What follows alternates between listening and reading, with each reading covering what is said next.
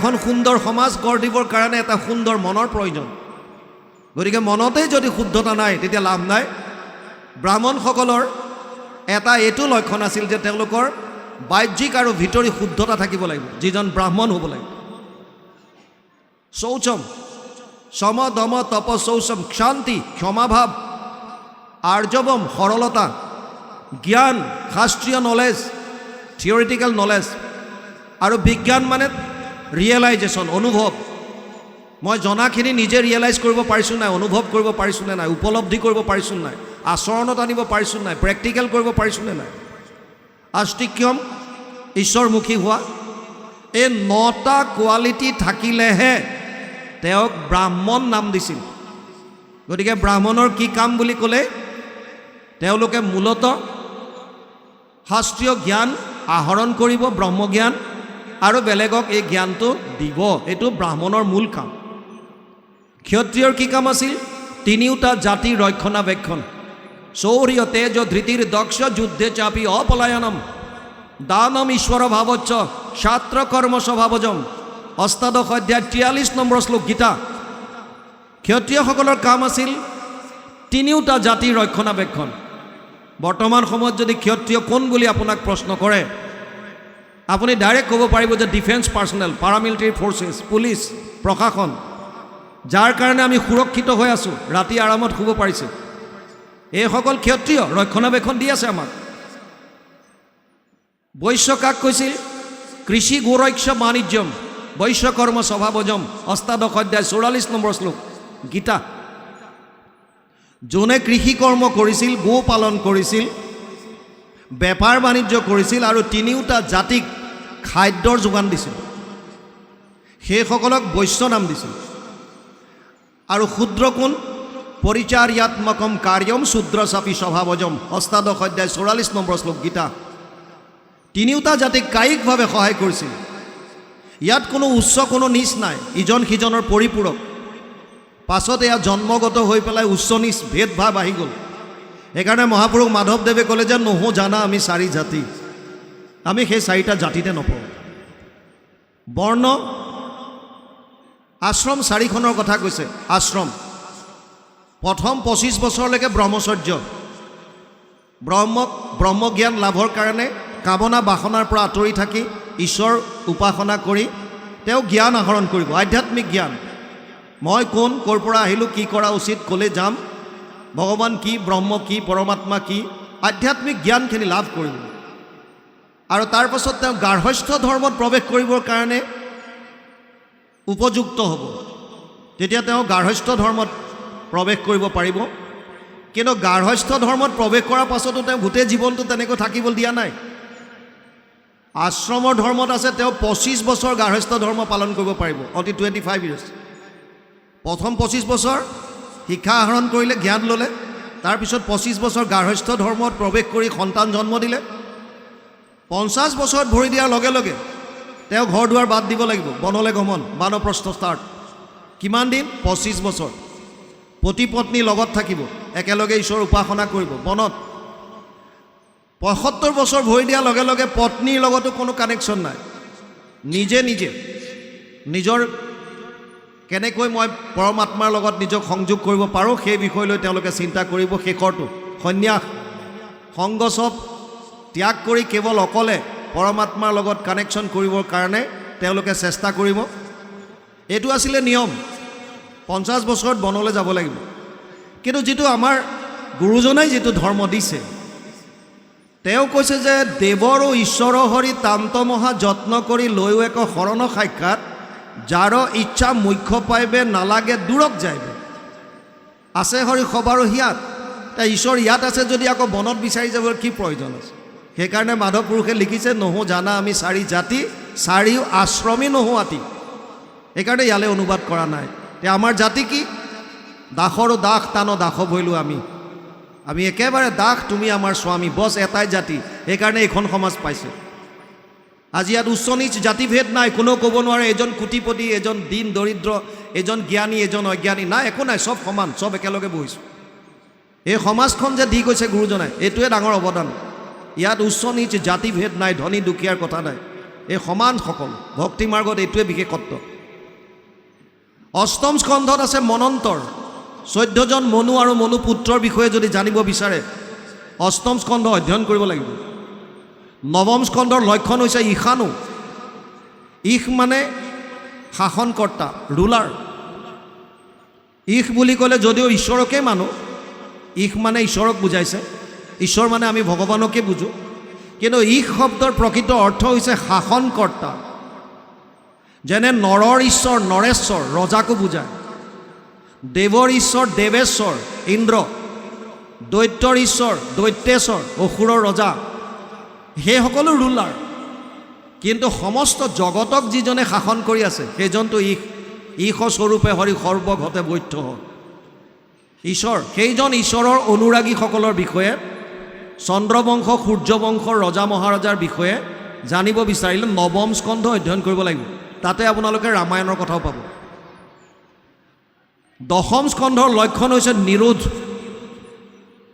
335টা মূল অধ্যায়ৰ দশম স্কন্ধত 90টা অধ্যায় আছে। আটাইতকৈ ডাঙৰ নিৰোধ মানে প্ৰলয়ৰ সময়ত সমস্ত জীৱৰাশি ভগৱানৰ উদৰত অৱৰুদ্ধ হৈ থাকে পুনৰ সৃষ্টি নোহোৱালৈকে। এই প্ৰক্ৰিয়াটোক কৈছে নিৰোধ। যিজন ঈশ্বৰৰ উদৰত সমস্ত প্ৰাণী অৱৰুদ্ধ হৈ থাকে সেইজন ঈশ্বৰৰ অৱতাৰৰ পৰা বিভিন্ন লীলা দশম স্কন্ধত বৰ্ণনা কৰিছে। ইয়াক 3টা ভাগ কৰিছে, আদি চোৱা, মধ্য চোৱা, শেষ চোৱা। গুৰুজনে আদি চোৱা অনুবাদ কৰিছে আৰু শেষ চোৱাৰ পৰা কুৰুক্ষেত্ৰ যাত্ৰা একেলগে দশম বুলি কোৱা হয়। একাদশ স্কন্ধৰ লক্ষণ হৈছে মুক্তি। মুক্তি মানে মোকলাই দিয়া, খুলি দিয়া। মুক্তি কাক লাগে? যিজন বান্ধোনত আছে। যদি আপোনাৰ বান্ধোন নাই তেতিয়াহ'লে মুক্তিৰ প্ৰয়োজন নাই। আৰু যদি বান্ধোন আছে, কিহৰ বান্ধোন এইটো জানিবৰ কাৰণে নিমি নৱসিদ্ধ সংবাদ, কৃষ্ণ উদ্ধৱ সংবাদ, একাদশ স্কন্ধ অধ্যয়ন কৰিব লাগিব। দ্বাদশ স্কন্ধ লক্ষণ হৈছে আশ্ৰয়। আশ্ৰয় মানে শৰণ। জীৱই আশ্ৰয় ক'ত ল'ব এয়া জানিবৰ কাৰণে দ্বাদশ স্কন্ধ অধ্যয়ন কৰিব লাগিব। আৰু ব্যাসদেৱে কৈছে দশমৰ্থ বিশুদ্ধ্যাৰ্থম নবানিমিহ লক্ষণম বৰ্ণয়ন্তি মহাত্মান শ্ৰুতেনা অৰ্থেন চাঞ্জসা। 2:10 ভাগৱত 2য় স্কন্ধ 10ম অধ্যায় 2 নম্বৰ শ্লোকত ব্যাসদেৱে কৈছে দশম লক্ষণটোক অৰ্থাৎ আশ্ৰয় শৰণ বস্তুটোক প্ৰতিপন্ন কৰিবৰ কাৰণে মই বাকী 9টা লক্ষণ বৰ্ণনা কৰিছোঁ। থুলমূলকৈ ভাগৱতৰ বিৱৰণ এইখিনি। ভাগৱত আৰম্ভ হৈছে নৈমিষাৰণ্যত। 28,000 ঋষিমুনি একত্ৰিত হৈছে। কলিযুগৰ ভয়াৱহতাৰ কথা লক্ষ্য কৰি কলিযুগৰ মানুহৰ পৰম কল্যাণ সাধনৰ অৰ্থে তেওঁলোকে 1000 বছৰ জোৰা এটা যজ্ঞ কৰিছিল। উদ্দেশ্য মহান আছিল, কিন্তু 1000 বছৰ যজ্ঞ কৰাৰ পাছতো বিশেষ একো ফল নাপালে। তেতিয়া এই 28,000 ঋষিৰ ভিতৰত যিজন কথামৃত ৰসস্বাদ কুশল শৌনক অব্ৰবীত, কথামৃত পান কৰাত যিজন কুশল সেইজনৰ নাম দিছে শৌনক। শৌনক কোন? যিজন শ্ৰৱণত পটু, শ্ৰৱণত যিজন পাৰ্গত সেইজনৰ নাম দিছে শৌনক। শৌনকে 28,000 ঋষিক প্ৰতিনিধিত্ব কৰিছে। আৰু তেওঁ ৰোমহৰ্ষণৰ পুত্ৰ উগ্ৰশ্ৰৱা সুতক আসনত বহুৱাই তেওঁৰ পৰা ভাগৱত কথা শুনিবৰ কাৰণে তেওঁক প্ৰশ্ন আগবঢ়াই দিছে, আৰু ইয়াৰ পৰাই ভাগৱত আৰম্ভ হৈছে। প্ৰথমতে শৌনকে সুতমুনিৰ ওচৰত স্বীকাৰ কৰিছে। শৌনক বদতি শুনা সুত মহামানী পৰম পাতকী কলি পাইলে হেন জানি আৰম্ভিলো যজ্ঞ আশী সহস্ৰ বছৰ হোমধুমে ধূম্ৰবৰ্ণ ভৈলা কলেবৰ যিটো কৰ্ম কৰোৱাত নাহিকে বিশ্বাস আপোনাৰ আয়ুস কৰিলোঁ ব্যৰ্থে নাশ। প্ৰথমে স্বীকাৰ কৰিছে, হে সুতমুনি পৰম পাতকী কলিযুগ আহিছে বুলি গম পাই আমি 1000 বছৰ জোৰা এটা যজ্ঞ কৰিলোঁ। যজ্ঞৰ ধোঁৱা লাগি লাগি শৰীৰ ধোঁৱা বৰণীয়া হৈ গ'ল, কিন্তু ইয়াৰ পৰা একো ফল নাপালোঁ। সেইকাৰণে এই কৰ্মটোত আমাৰ বিশ্বাসেই নাই। আৰু তেতিয়া শৌনকে প্ৰশ্ন আগবঢ়াই দিলে, যিটো ভাগৱতৰ মূল ফাউণ্ডেশ্যন, ভেটি। শৌনকে কৈছে, তত্ৰ তত্ৰ অঞ্জসা আয়ুষ্মান ভৱতা য়ত বিনিশ্চিতম পুংসাম একান্তত শ্ৰেয় তৎ নাশম চিতুমাৰ হসি 1:1-9 প্ৰথম স্কন্ধ প্ৰথম অধ্যায় 9 নম্বৰ শ্লোক ভাগৱত। শৌনকে কৈছে, হে সুতমুনি, কলিযুগৰ মানুহে কল্যাণ পাবৰ কাৰণে কৰিবলগীয়া আটাইতকৈ শ্ৰেষ্ঠ মাৰ্গটো কি? পুংসাম একান্তত শ্ৰেয়, মানুহৰ কাৰণে আটাইতকৈ শ্ৰেষ্ঠ কৰ্মটো কি? এইটোৱে হৈছে ভাগৱতৰ মূল। কিহৰ কাৰণে? কল্যাণ সাধিবৰ কাৰণে। কল্যাণ কাক কয়? আমি সকলো মানুহ 3টা তাপৰ পৰা তাপিত হৈ আছোঁ, বিভিন্ন কষ্ট পাই আছোঁ। শাস্ত্ৰই ইয়াক 3 ভাগত ভাগ কৰিছে। কিছুমান কষ্ট পাইছোঁ আমি দৈব্যবশত, যেনে ভূমিকম্প আহি গ'ল, বানপানী আহি গ'ল। আজি 6 মাহ ধৰি বৰষুণ নাহিল, নাই, হঠাৎ আহিল মানে আহিয়ে থাকিল। এনেকৈ যিবিলাক দৈব্যবশত আমি কষ্ট পাওঁ, সেইবিলাকক নাম দিছে আধি দৈবিক তাপ। আধি শব্দটোৱে ৰিলেট কৰিছে, সম্বন্ধীয় বা সম্পৰ্কীয়। দৈব সম্বন্ধীয় যিমান কষ্ট, সেইবিলাকক নাম দিছে আধি দৈবিক তাপ। আন কিছুমান কষ্ট আছে যিবিলাক প্ৰাণীৰ পৰা পাওঁ। কুকুৰে কামুৰিলে, মেকুৰীয়ে আঁচুৰিলে, সাপে খুটিলে, হাতীয়ে আক্ৰমণ কৰিলে, মানুহে মানুহক কষ্ট দিলে, যিকোনো প্ৰাণীৰ পৰা যেতিয়া আমি কষ্ট পাওঁ, প্ৰাণীৰ আন এটা শব্দ হৈছে ভূত। যেনে সমস্ত ভূতত ব্যাপী আছোঁ মই হৰি, সকলো প্ৰাণীত মই হৰি হিচাপে ব্যাপ্ত হৈ আছোঁ যে কৈছে, এই ভূত। গতিকে ভূত সম্বন্ধীয় যিমান কষ্ট, তাক শাস্ত্ৰই নাম দিছে আধি ভৌতিক তাপ। আৰু এবিধ হৈছে আধ্যাত্মিক। আধ্যাত্মিক 2 ধৰণৰ, এক হৈছে শাৰীৰিক, এক হৈছে মানসিক। শাৰীৰিক বিভিন্ন অসুস্থতাৰ কাৰণে আমি কষ্ট পাওঁ। আৰু আটাইতকৈ সমস্যা আৰু বৰ্তমান চিন্তনীয় বিষয় হৈছে মানসিক তাপ। সৰু ল'ৰা ছোৱালীৰ পৰা মৃত্যুৰ দুৱাৰদলিত থিয় হৈ থকা বৃদ্ধ অৱস্থালৈকে প্ৰায় মানুহ মানসিক চাপত ভুগি আছে। কিছুমানে ব্যক্ত কৰে, কিছুমানে নকৰে। কিছুমানৰ কাৰণ ব্যক্তিগত, কিছুমান পৰিয়াল কেন্দ্ৰিক, কিছুমান হৈছে সামাজিক ব্যৱস্থাৰ কাৰণে, কিছুমান হৈছে দেশৰ নীতি নিয়মৰ কাৰণে। কাৰণ যিয়ে নহওক কিয়, প্ৰায় মানুহ মানসিক চাপত ভুগি আছে। আৰু এই 2টা একেলগে, শাৰীৰিক আৰু মানসিক তাপ, 2টাক একেলগে মিলাই নাম দিছে আধ্যাত্মিক তাপ। এই 3টা তাপৰ পৰা পৰিত্ৰাণ পাব লাগে, 1 নম্বৰ কথা। দ্বিতীয় হৈছে আমি কোনো দুখ নিবিচাৰোঁ, গতিকে দুখৰ পৰা পৰিত্ৰাণ পাব লাগে, দুখৰ নিবৃত্তি হ'ব লাগে। তৃতীয় হৈছে আমাক সকলোকে আনন্দ লাগে, গতিকে আনন্দৰ প্ৰাপ্তি হ'ব লাগে। আৰু চতুৰ্থত হৈছে আমি কোনো কুকুৰ মেকুৰী গাধ ঘোঁৰা হৈ জন্ম হ'ব নিবিচাৰোঁ। মানে এই সংসাৰ চক্ৰ, যিটো জন্ম মৰণৰ চক্ৰ, ইয়াৰ পৰা মুক্তি লাগে। এই আটাইখিনি বস্তু একেলগে মিলাই এটা শব্দত যদি আপোনালোকে কয়, তেতিয়াহ'লে সেইটোৱে হৈছে কল্যাণ। শৌনকৰ প্ৰশ্ন হৈছে, এনেকুৱা কি কাম আছে যিটো কৰিলে মানুহে কল্যাণ সাধিব পাৰিব? এইটো হৈছে ভাগৱতৰ মূল প্ৰশ্ন। সুতমুনিয়ে উত্তৰ দিব বিচাৰোঁতে শৌনকে কৈছে, ৰ'বা, উত্তৰ দিয়াৰ আগতে কলিযুগৰ মানুহৰ শাৰীৰিক আৰু মানসিক ক্ষমতাটোৰ বিষয়ে বুজি লোৱা। কিয়?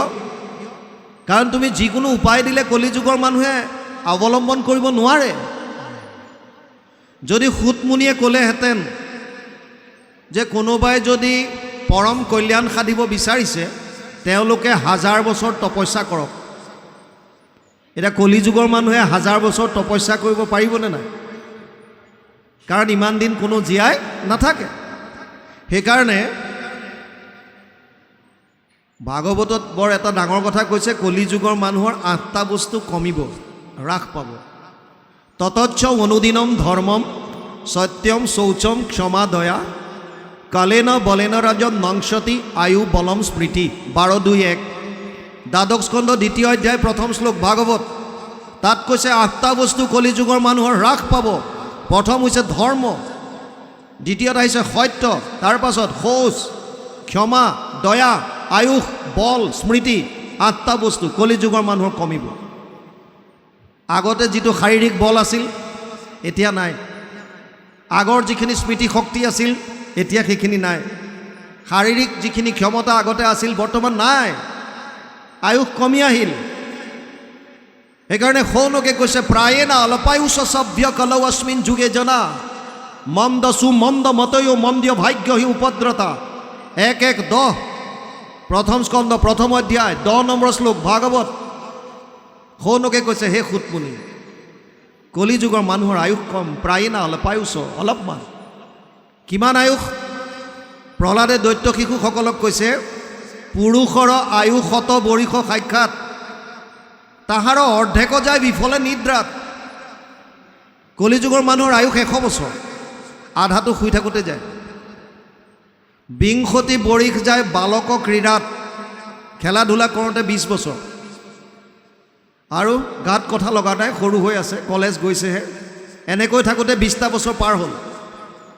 20 বৰিষ যায় জৰা অৱস্থাত, বৃদ্ধ অৱস্থাত, চকুৰে নেদেখে, কাণেৰে নুশুনে, যাওঁ বুলি যাব নোৱাৰে, খাওঁ বুলি খাব নোৱাৰে, বহি থাকিব নোৱাৰে। এনেকৈ বিচনাত পৰি পৰি 20টা বছৰ গ'ল। জীৱা অৱশেষ আয়ু থাকয় যুৱাত, সিও কামে ক্ৰোধে লোভে যায় অজ্ঞানত, লেঠা শেষ। সেইকাৰণে সৌনকে কৈছে হে সুতমুনি, কলিযুগৰ মানুহৰ আয়ুস একেবাৰে কম, বুদ্ধিহীন, ভাগ্যহীন। সেইকাৰণে যিটো উপায় দিবা একেবাৰে সহজ উপায় এটা দিয়া। এনেকুৱা কি সহজ উপায় আছে সেইটোহে দিবা তুমি। সুতমুনিয়ে ক'বলৈ ধৰোঁতে কৈছে ৰ'বা আৰু বুজি লোৱা। এই কথাখিনি আগতে বুজি ল'লে আপোনালোকে আচল ৰহস্যটো পাব ভাগৱতৰ। সেইকাৰণে মই পাতনিটো কৈ আছোঁ এইখিনি, ভাগৱতৰ 1ম স্কন্ধৰ কথাখিনি। সৌনকে কৈছে হে সুতমুনি, তুমি এনেকৈ নাভাবিবা যে আমাৰ এই 28,000 ঋষিমুনি লিখা পঢ়া নজনা। 28 সহস্ৰ ঋষি বেদত প্ৰধান, ভাগৱতৰ 1ম স্কন্ধত আছে, কোনো কম নহয়, চব বেদজ্ঞ। সমস্যা কি হৈছে? সমস্যা হৈছে আমাৰ শাস্ত্ৰ অধ্যয়ন কৰাৰ কাৰণে। মানে এইটো নতুন কথা, নপঢ়িলে বাৰু বেলেগ কথা, কিন্তু পঢ়ি পেলাই আকৌ ঘটনা দিগদাৰ হোৱাটো কেনেকুৱা কথা? তাই কৈছে সমস্যাটো পঢ়াৰ কাৰণে হৈছে, শাস্ত্ৰ অধ্যয়ন কৰি পেলাই আমি বিপদত পৰিছোঁ। কিয়? কাৰণ ভুৰিনি ভুৰি কৰ্মানি শ্ৰুতব্যানি বিভাগছ, শাস্ত্ৰ বহুত আছে আৰু কোনোখনৰ লগত কোনোখনৰ মিল নাই। সমস্যাটো তাত। সেইকাৰণে কোনো মানুহক নিন্দা কৰিব নাপায়। যাৰ হাতত যোনখন গ্ৰন্থ পৰিছে তেওঁলোকে সেইমতে চলি আছে। আপুনি মই নিন্দা কৰিবলৈ কোন? বুজি পাইছে নাই? মহাপুৰুষ মাধৱদেৱ শাস্ত্ৰজ্ঞ আছিল। কোনবিলাক শাস্ত্ৰত? আগম শাস্ত্ৰত, তান্ত্ৰিক শাস্ত্ৰত তেওঁ ঘোৰ শাক্ত আছিল। ইভেন তেওঁ যেতিয়া বন্দুকাৰ পৰা আহি আছে, ককায়েক দামোদৰক লগ কৰি, বাটতে গম পালে মাক অসুস্থ, মাকক থৈ গৈছিল ভনী জোঁৱাই ৰামদাসৰ ওচৰত, আৰু গম পাই তেওঁ শাক্তপন্থী এজন মানুহৰ নিচিনাকৈ দেৱী মাৰ ওচৰত প্ৰাৰ্থনা কৰিছে, হে দেৱী মা, মোৰ মাক সুস্থ কৰি দিয়া, এযোৰ পাঠা। আমাৰো বহুতে তেনেকৈ নামঘৰত হ'লেও আগবঢ়ায়, ল'ৰাটোৰ কাৰণে ভাল চাকৰি এটা যোগাৰ কৰি দিয়া, নামঘৰৰ বাওঁফালৰ বাৰাণ্ডাৰ টিংখিনি ময়ে দিম, ঘোষ দিয়ে বহুতে। ছোৱালীজনী ভাল ল'ৰা এটা চাই দিয়া প্ৰভু, এই অমুকটো মই কৰি দিম, ঘোষ। মাধৱ পুৰুষো দিছে ঘোষ, এহাল পাঠা, এযোৰ পাঠা দিব। আৰু ঘৰলৈ আহি যেতিয়া গম পালে যে ৰামদাসৰ ঘৰত মাকক থৈ গৈছিল, যে সুস্থ হ'ল, এতিয়া মাধৱ পুৰুষে এগ্ৰিমেণ্টত যেতিয়া চাইন কৰিছে, পাঠা আনিবলৈ ৰামদাসক দিছে পইচা, এইটো লোৱা, আনি দিয়া। কিয়? এই দুৰ্গা পূজা আহি আছে, শাৰদীয় পূজাত দিব লাগিব। ৰামদাসে নুশুনাৰ ভাও ধৰিছে। কিয়? কাৰণ তেওঁ ইতিমধ্যে গুৰুজনাৰ দ্বাৰা প্ৰৱৰ্তিত এক শৰণ হৰিনাম ধৰ্মত শৰণ ল'লে, আৰু য'ত দূৰ দূৰলৈকে কোনো বলি বিধানৰ কথা নাই, কেৱল নামত গুৰুত্ব দিছে, কেৱল নাম। আৰু আজি আমি গম পাইছোঁ আপোনালোকৰ ইয়ালৈ যিজন ডেকা সত্ৰাধিকাৰ আহিছিল তোৰণ উদ্বোধন কৰিবলৈ, তেওঁ এইটো কথা স্বীকাৰ কৰি গৈছে যে কলি যুগত হৰি নামে মূল। তেওঁ কৈ গৈছে, ক'বই লাগিব, কাৰণ ভাগৱতৰ মূল কথা কলৌ দোষ নিধে ৰাজন অস্তিহি এক মহান গুণ কীৰ্তনা দেৱ কৃষ্ণস্য মুক্ত সংগ পৰম ব্ৰজেত 12:3-51 দ্বাদশ স্কন্ধ 3য় অধ্যায় 51 নম্বৰ শ্লোক।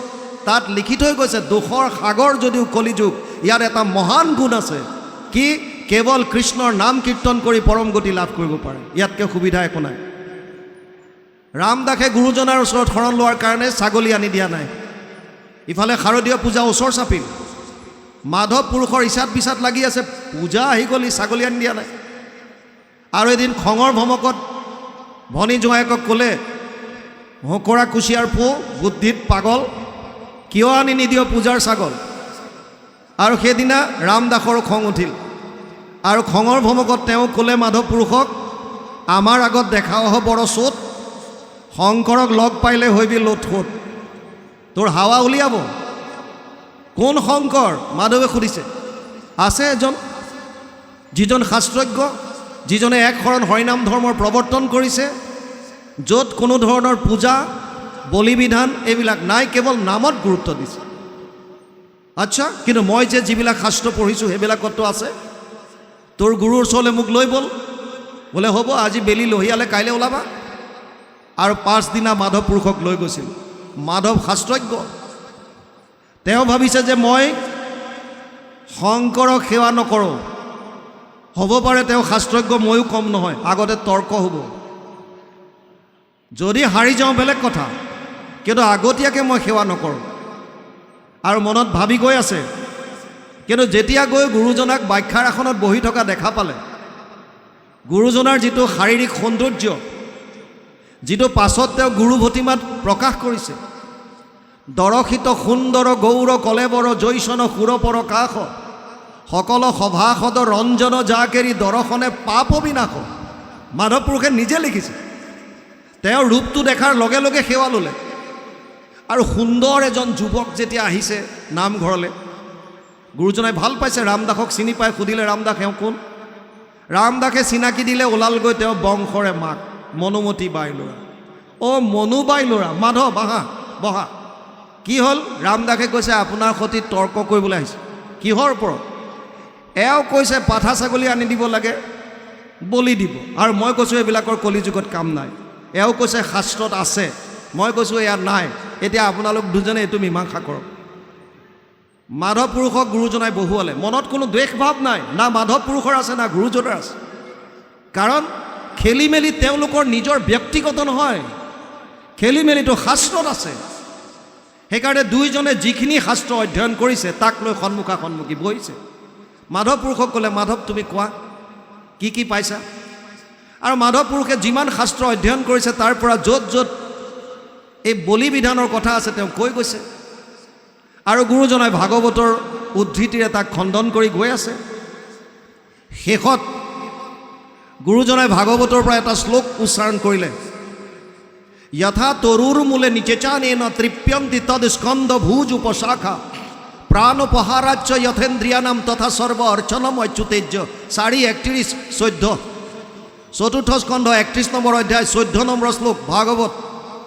ইয়াৰ অনুবাদ, বৃক্ষৰ মূলত যদি দেও আনি জল, ত্ৰিপিটি হুৱন্ত তাৰ পত্ৰ পুষ্প ফল, ডালে পাতে সিঞ্চে যদি মূলত নেদয়, কদাচিতো ডালে পাতে ত্ৰিপিটি নহয়। গুৰুজনাই ক'লে, ভোকাটোৰ নৰে যদি অন্নক ভুঞ্জয়, ইন্দ্ৰিয়ৰ প্ৰীতি তাৰ সাধে আতিশয়। ভোজনবিহীনে পিন্ধে বস্ত্ৰ অলংকাৰ, ইন্দ্ৰিয়ৰ একো প্ৰীতি নসাধ হয় তাৰ। মাধৱৰ চকু থৰ হৈ গ'ল। গুৰুজনাই ক'লে, কৃষ্ণক পুজিলে পূজা সমস্তৰে হয়, পৃথকে পুজিলে পূজা কেহো নলয়, লগে লগে দীঘল দি পৰিল। গুৰুজনাই ক'লে যে কি হ'ল মাধৱ, তুমি এবাৰ সেৱা কৰিলা আকৌ কৰিছা? বোলে হয় গুৰুজনা, আগতে আপোনাক শিৰোমণি ভূঞা হিচাপে সেৱা লৈছিলোঁ, আৰু এতিয়া আপোনাক মই আধ্যাত্মিক গুৰু হিচাপে শৰণ লৈছোঁ। আপুনি মোক দিয়ক এতিয়া, কাৰণ মই যিবিলাক গম পাইছোঁ সেয়া মিছা কলিযুগৰ কাৰণে নহয়। এতিয়া সৌনকেও এইটো প্ৰশ্ন কৰিছে সুতমুনিক, ভুৰিনি ভুৰি কৰ্মাণি শ্ৰোতব্যানি বিভাগস অত সাধু অত্ৰ যত সাৰম সমুদ্ৰিত্য মনীষয়া মাম ব্ৰূহি শ্ৰদ্ধানানাম যেন আত্মা সম্প্ৰসিদ্ধতি 1:11 প্ৰথম স্কন্ধ প্ৰথম অধ্যায় 11 নম্বৰ শ্লোকত শৌনকে কৈছে, হে সুতমুনি, শাস্ত্ৰ বহুত আছে আৰু বিভিন্ন শাস্ত্ৰত বিভিন্ন মত দিছে। ক'ৰবাত যদি কৈছে যাগ যজ্ঞ পূজা পাতল কৰা, ক'ৰবাত কৈছে সেইটোত নোপোৱা তুমি, জপ তপ তীৰ্থ কৰা, ক'ৰবাত কৈছে তাতো তুমি নোপোৱা পৰম কল্যাণ, দান দক্ষিণা কৰা, ক'ৰবাত ক'লে তাতো নোপোৱা, বলি বিধান আছে তাতো নোপোৱা, ঘৰ দুৱাৰ বাদ দি সন্ন্যাস ব্ৰত ধাৰণ কৰা, ধ্যান ধাৰণা সমাধিৰে ঈশ্বৰক বিচাৰা। কোনটো মানিব কলিযুগৰ মানুহ বৰ্তমান সময়ত যিটো হৈ আছে? সেইকাৰণে কোনো মানুহক নিন্দা কৰিব নাপায়। যিসকলৰ হাতত যাগ যজ্ঞ পূজা পাতল বিষয়ক গ্ৰন্থ পঢ়িছে তেওঁলোকে সেইমতে চলিব। যিসকলৰ হাতত জ্ঞান মাৰ্গৰ দ্বাৰা যাবৰ কাৰণে ঘৰ দুৱাৰ বাদ দি সন্ন্যাস ব্ৰত ধাৰণ কৰি ধ্যান ধাৰণা সমাধিৰে ব্ৰহ্মক নিৰ্গুণ নিৰাকাৰ ব্ৰহ্মক লাভ কৰাৰ গ্ৰন্থ পঢ়িছে তেওঁলোকে সেইভাগে যাব। যিবিলাকৰ হাতত জপ তপ তীৰ্থৰ বিষয়ে থকা কিবা উপদেশমূলক গ্ৰন্থ পঢ়িছে তেওঁলোক সেইমতে যাব।